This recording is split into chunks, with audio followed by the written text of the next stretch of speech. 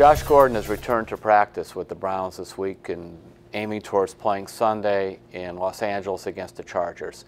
A couple of things come to mind about Josh. Number one, I am pulling very hard for him to make it and to succeed.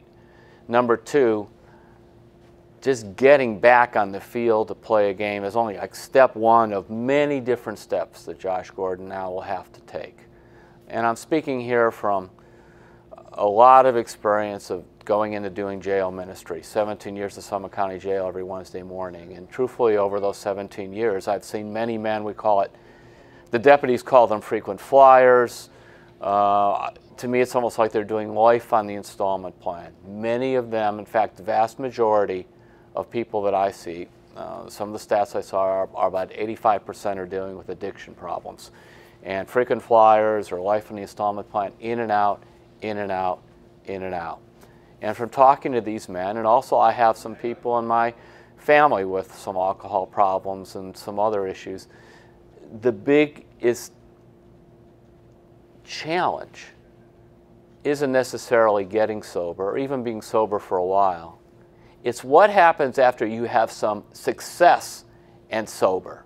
In other words, I'm sober, things are going well. How do I handle it? One of the big things that addicts face is, what do I do with my time where I used to drink or do drugs or both?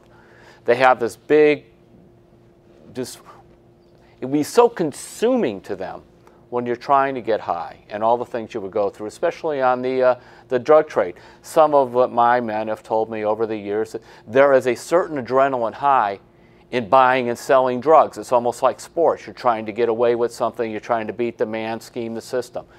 And you can get hooked on that a little bit too. What I'm saying is, I'm not trying to down Josh Gordon. I am trying to explain, by the way, there's a reason this guy's not played a full season of football since 2012. Even his all-pro year, 2013, he was suspended for the first 2 games because he had tested positive for codeine.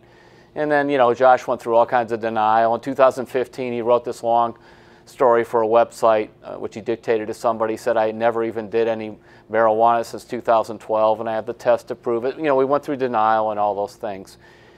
I anticipate Josh will probably have some success pretty early.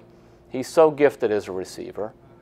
But I'll even go back to when he was at Baylor. Baylor, he played 23 games and only caught 42 passes. He really only was a regular for 1 year there. Staying on the field, staying on course, staying sober has been his biggest challenge. And also, when the success and the adulation comes for when he begins to show what he could do with this enormous talent, has been his biggest enemy, because he suddenly feels like, I've got it handled. So whether it's to Josh, or by the way, Browns, don't hype this guy. Just let him play. Encourage him, but don't act like he is the savior. And when he has a really good game, don't act like he's the greatest receiver of all time. This is not what he needs. He needs structure in his life. He needs people around him going to watch him. And he needs, the good thing about football, by the way, is it could chew up a lot of your time. And remember, I mentioned before about free time being another enemy.